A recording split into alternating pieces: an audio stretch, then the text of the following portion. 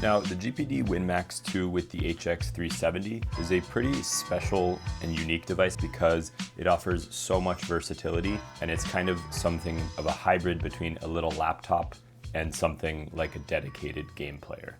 This device heavily reminds me of one of those little netbooks when laptops first started getting very portable and a little miniaturized with the Intel Atom CPUs and whatnot, where it has that 10-inch screen. And just like a lot of those devices, it is a little thicker. But that being said, nowadays it is packing way more of a punch with the HX370 and the 890M GPU from AMD. I would consider this a little gaming PC because it can game, you can do retro emulation, you can run modern games. You might have to tweak the settings a little bit. That's something you need to play around with, but it is all doable. And I video edit on this as well. I'm not doing all my video editing on here, but I do like the portability. On my recent trip to CES on the way back, I was using this for gaming, and then I was also doing some Word doc editing, and then I also did some video editing of a short and a long form on the plane ride back. And it's something that it really fits nicely in those tray tables where my 14-inch laptop struggles, and then my 16-inch laptop is just normally a little too big for those tray tables. And surprisingly enough, getting into the ports, this has more port adaptability or port variety than my actual 16-inch, which I would consider to have a pretty good amount of ports. One thing that's crazy to me is that most laptops now, so my 16-inch does have an SD card, but you can see it sticks out most of the way even when it's fully in there. And then comes along the little GPD. I didn't know this actually before I bought it, but look, goes kind of upside down there. But you'll see it goes in fully, clicks in. You can actually just basically leave an SD card in there if you want extra memory, if you don't want to get the little NVMe 2230 here. And there's even 4G capability here. It's also a nice ease of use convenience that it has the fingerprint sensor here for your login. You can see for my configuration, I got the HX370 with the 2 terabytes and 32 gigs of RAM. I'm sure you guys know RAM is going through the roof right now for pricing. So I think this is a pretty well-rounded spec for the money that you're paying. But then it also has a micro SD, which something like this 16 does not have. Huge versatility. Like I'm recording on my DJI Pocket 3 right now. And so it's nice because like on this laptop, I have to either use a micro SD adapter to get the footage off, or I can get a USB-C to USB-C and then transfer the files directly from the Pocket. But here I can actually just pop out the micro SD, put it in here, transfer files right onto here, and it just makes for a very seamless and integrated workflow with the GPD.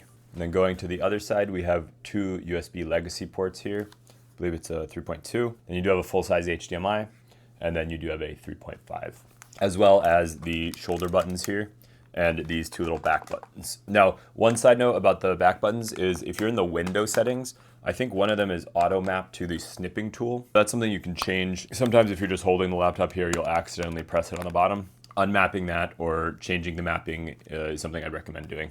And then of course it has its little party trick where these slide out and they slot magnetically in the back here. The satisfying slide in there. And then it becomes like a game controller. So I have relatively large hands. So for me, I think it's a pretty comfortable size here. But if you do have small to medium large hands, then I think you might want to rethink the form factor of this device. It might just feel a little heavy for you. When I game, I find that, if I'm like laying down, I can have it vertically like that and then just kind of rest it here. And the weight doesn't really impede much because all the weight's kind of going down. But if you are just holding it like in the air like this, then I think the weight will start to tax on your hands or your arms after a little bit because it's not necessarily a very light device. For a laptop, yes, it's very light. For a gaming controller, it is on the heavier side in general. But in terms of the buttons, I don't think they're great, but I don't think they're bad. I think they're just generally good. Like I've had a pleasant experience with them. I've certainly had controllers that had better controls on them because of the ergonomics and the form factor. But I think for the limiting design of what they're using here, it is generally pretty passable and good. And worst case, if you just want to put it down and not be carrying the device, you can get something much lighter, like this 8BitDo Ultimate controller I tend to use on it, as it has the same mappings for the back buttons here that I can quickly switch profiles and all that. It's nice it has the start menu and select too. And on this side, you can see you can switch between the game controller and the mouse mode.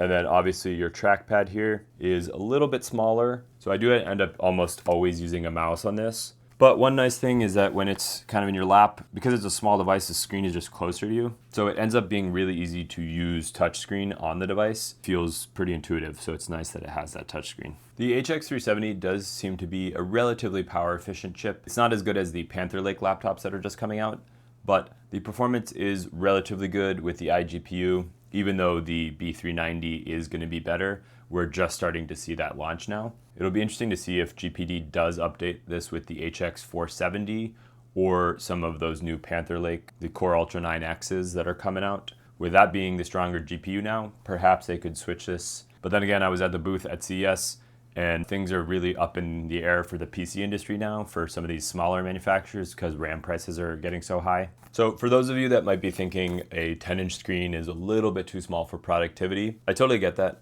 I generally like it because of the convenience of bringing it and having, the 10-inch screen is sufficient for most needs. But let's say I'm video editing on it or I'm doing multitasking. Something I actually do really enjoy is having another tablet that I use as a second screen.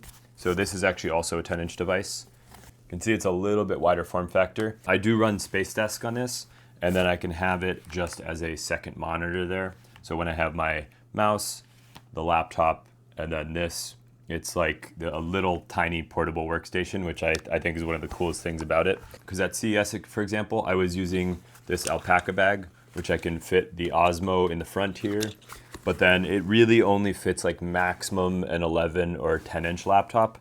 And so the cool thing is that, I could fit in this little laptop, and then I could put this in here as well, and just pack that up and have a really light bag for the day, because at CES you're walking around 25,000 steps a day. And the day that I took the Yoga 16, which is a 4.5 pound laptop, I definitely felt it, and with other gear in my backpack as well. So being able to pack light at CES and carrying around this 140 watt anchor charger, it gives me the ability to have the 100 watts to the GPD Win Max, but then also have the extra 40 watts to charge my phone or the Osmo Pocket or something else like that. I'll link this below as well, but it's cool. It has a screen and it can tell you the split between the devices and how much power each one's pulling. And then I'd also just throw my mouse in here.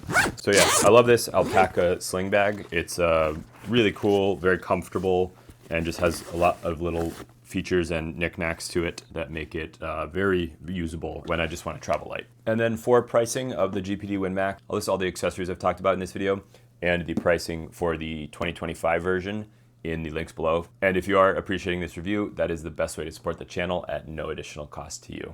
But I do expect this to start dropping soon because it is last year's model, although it technically still is the best model you can get, because I did talk to the people at GPD and they're not sure if an HX470 version is going to come out soon. Like this one was on Indiegogo, but then it did get funded, and so I think that's what made this product pretty successful. It is a big upgrade over the 6800U of the 2024 version because of the better iGPU, the better efficiency, and just a much more powerful CPU as well. I don't think the screen is necessarily a weak point, but it is not the strongest point of the laptop. It is a general IPS screen, and the brightness is pretty decent, but not crazy bright, and it's only a 60 hertz screen. So I think if there are any improvements that could be made to this device in the new iteration, I think the screen would be the most worthwhile one. The viewing angles of the LCD are pretty good in general. It doesn't have the best contrast or dynamic range, so that's why I say that's something I think could be improved. But with the QHD resolution, if you go to 1440p or 4K on YouTube or something like that, or Netflix, you can get pretty good looking video in general here. So if they could possibly get the screen to be an OLED or a mini LED, and then get it to that 90 hertz or 120 hertz with the newer generation of iGPUs, I think that's pretty reasonable. With the HX370, I think you're only going to be pushing past 60 FPS on certain games that are a little less demanding. Maybe some esports titles, for example. Like in Rocket League, I can get it to push pretty high, but when I play more demanding games, it is not pushing 60. But something like GTA 5, I was able to get pretty close to 60 with still good graphical settings and pretty good quality as well. I would also imagine a new version would have better battery life because the new series of chips that are coming out are more efficient. Now, I don't really use like the F1 to F12 keys. So what I did do is I installed like a function lock exe loader that starts when the computer starts. And then I can basically just hit the F keys to change the brightness, the music, all that. So I have those quick keys there, and I don't need to be hitting function and that every time. So I'd highly recommend that. You can go in and custom map every button, but you can just map it to what it actually shows here. If you look at the top keys here, they all have some function on them, and it's really easy to map those. Now I'll just show you a quick speaker test. You can see the speakers are down here.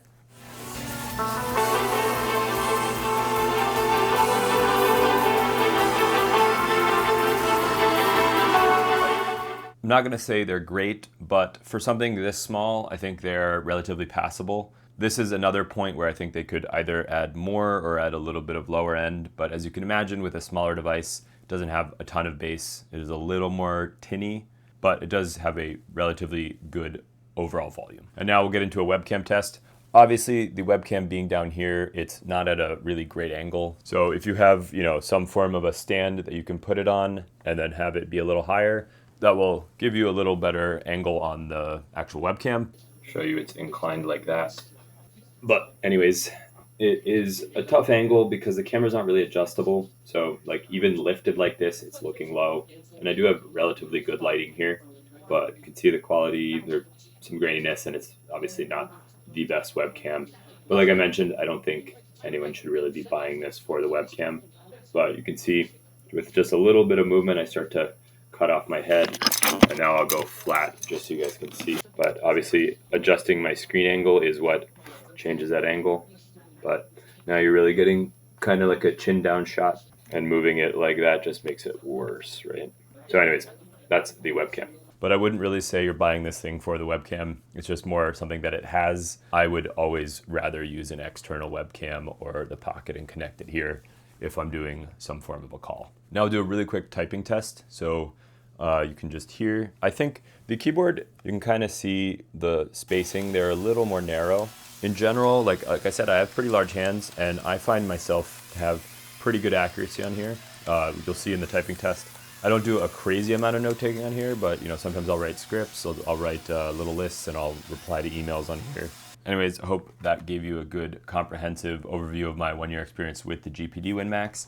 If you want to check out this bag, I'll put a little review of it here. Or if you want to see the framework laptop I'm going to review soon, you can check that out right here. Thanks for watching, and I'll see you in the next one.